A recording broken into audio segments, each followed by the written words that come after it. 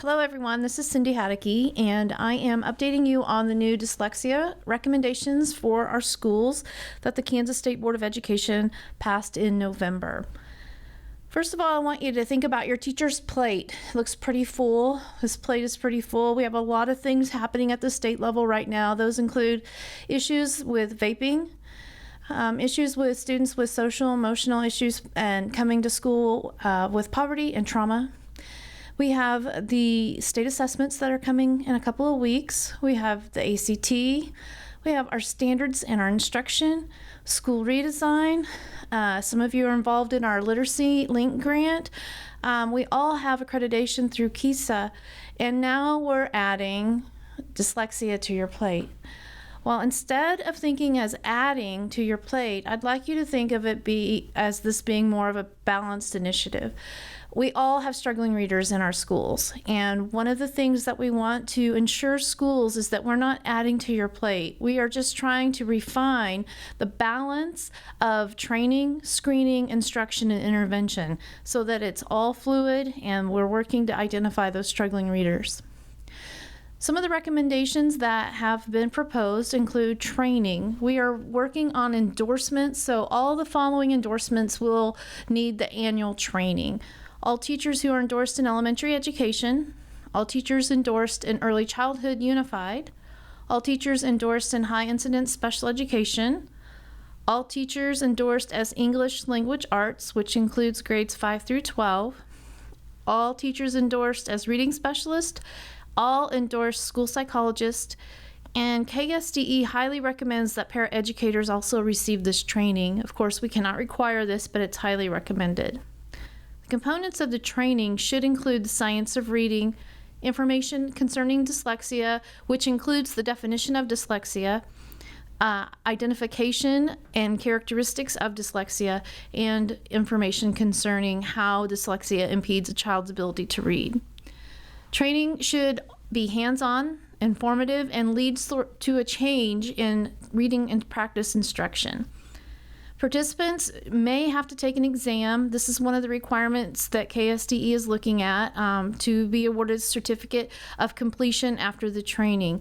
This will be different than a certificate of attendance. It'll be required that participants take a pre-post exam to validate their competency in the training. Training is going to be annual. It should be ongoing and based on the needs of your students and faculty.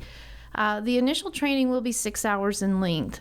This can be broken up into the school year over a semester or over the course of the year. For example, if you broke it up into a semester, you could do 2 hours of the training in August, 2 in October, and 2 in December. Or if you wanted to break it up over the year, you could spread it out even further. In March, Kansas State Department of Ed and all the education service centers in our state are going to meet. We're going to create a trainer of trainers. Also, there is no bullet on this, but I wanted you to know in April of 2020, KSDE, myself, and Joanne McRell, our English language arts consultant, will be meeting with schools to do a trainer of trainer models that do not use education service centers. In the meantime, if you want some training to get your staff started, the science of reading is a great place to start. And if you go to AIM Pathways, they have an online module for structured literacy. These are paid programs, so it is a paid professional development, but it is online and flexible for attendance. We also highly encourage letters training. If you want letters training for your teachers, you can reach out to TASN. They have online modules as well as in-person training. The following resources are links regarding some great white papers on the science of reading. If you go to the Zaner Blaser website, these white papers are all listed in the white paper section. The science of reading and building a reading brain and preventing reading failure are all excellent resources to start discussions about how students learn to read. This would be a great starting point for some PLC discussions this spring. The screening recommendations include the following subtest. Letter naming fluency. Letter naming fluency is a 1-minute timed assessment. It's given to kindergarten students at the fall, winter, and spring testing windows, and usually given to first graders in the fall. Letter naming fluency assesses the student's ability to name a letter on the page, both uppercase and lowercase.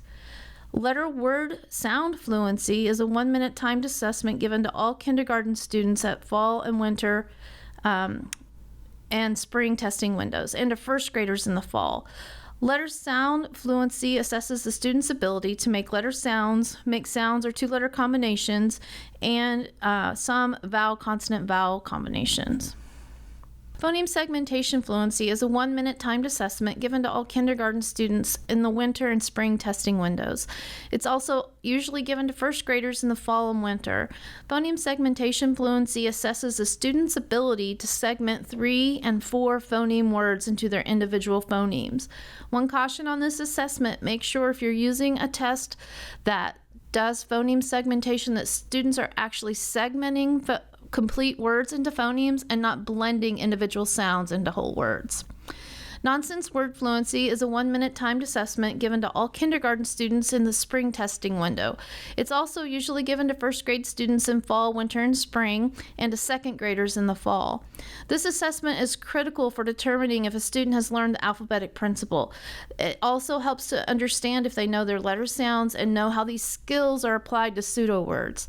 The rationale behind decoding pseudo words is that since words have no meaning, they are read as a true example of the phoneme-grapheme correspondence. This ensures that students can understand the sound-symbol relationship for decoding to become automatic. And finally, the last component of the recommendation is oral reading fluency.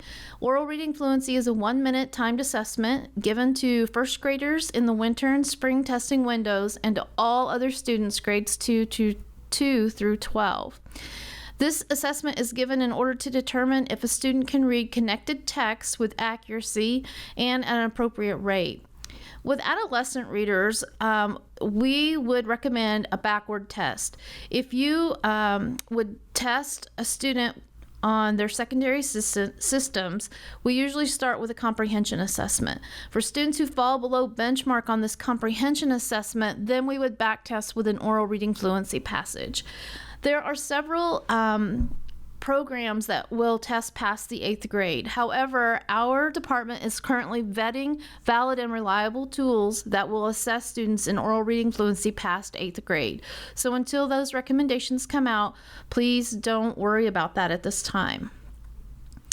Who should be screened? We want all students in grades pre-K through grade 3 screened on the 5 components of the subtest as appropriate.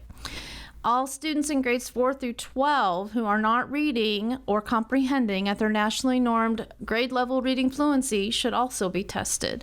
All new move-in students and students who pass the screener do not need to be rescreened. At this time, KSDE is trying to work with the field to define what passing the screener looks like. We're not at this time sure if that is 3 sets of benchmarks or more. When more information is available on this, we will let you know. Students who do benchmark but only by a few points should be monitored very closely and possibly rescreened as determined by progress monitoring. And once a student is not reading at grade level, we want to back test using those subcomponents so that we can find where their need is and work on interventions at that level. What happens after you screen? If a student is flagged for potential characteristics of dyslexia, you want to do an immediate data review on those subtests on skills that have not been mastered. Immediate diagnostic testing is needed to determine the problem and to create an intervention plan. Immediate intervention with structured literacy protocols, and the student should always remain in core instruction with intentional intervention and appropriate progress monitoring. When I caution schools here that we are screening for characteristics of dyslexia, this is not in any way a recommendation for an evaluation. It is also not in any way a signal that if a child does not pass the screener that they should be evaluated for dyslexia. It means that we need to intervene where skills are being shown as a deficit and work towards progression in those fields. Here are a few other items that we'd like to discuss regarding dyslexia. Some of the timelines that are in place, I really want to focus on the August dates. Please note that school districts should begin to provide the professional development on dyslexia and should begin to implement evidence-based reading practices or structured literacy. This is a beginning date of August. However, by August of 2021 is when we are giving schools the actual time to get this started so that KESA will not be impacted. So even though you're beginning to design your professional development, if you don't get it started in August, you do have until August of 21. The same with your evidence-based reading. We want you to begin looking at your programming, begin looking at the components that may need supplemented, or maybe the purchase of new resources. However, that doesn't need to actually begin until August of 21. Structured literacy is explicit, it's systematic and cumulative, it's hands-on and engaging and diagnostic and responsive. In explicit teaching, the teacher explains concepts directly and clearly. They provide guided practice. Lessons embody instructional routines, quick drills to practice. Students would use their fingers to tap out sounds. Students apply new concepts to reading and writing words and into connected text with the direct supervision of a teacher. The teacher is there to give immediate feedback and guidance when students make errors. Students are not expected to discover language concepts simply from exposure or language to reading. Systematic instruction means the teacher teaches language concepts systematically, explaining how each element fits into the whole. Instruction follows a plan, scope, and sequence of skills that progresses from easier to more difficult. One concept builds upon another, and the goal of systematic teaching is automatic and fluent application of language knowledge into reading for meeting. Hands-on instruction methods often include hands-on learning such as moving tiles into sound boxes, using hand gestures to support memory, building words with letter tiles, assembling sentences with words on cards, color-coding sentences in paragraphs, and so forth. Listening, speaking, reading, and writing are often paired with one another to foster this type of multimodal language learning. Finally, diagnostic teaching is where the teacher uses a student response pattern to adjust the pacing of presentation and the amount of practice given. The teacher monitors progress through observation and brief quizzes that measure retention of what has been taught. Evidence-based literacy instruction has the following 6 components.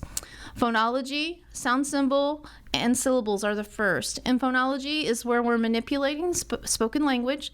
Sound symbol correspondence is phonics, where we are taking the sounds of our language and applying those principles to print. And syllabication or orthography is learning how our syllables in English language work to make spelling patterns, and it allows students to divide and read multisyllabic words. Also, the instruction should be comprised of morphology, syntax, and semantics.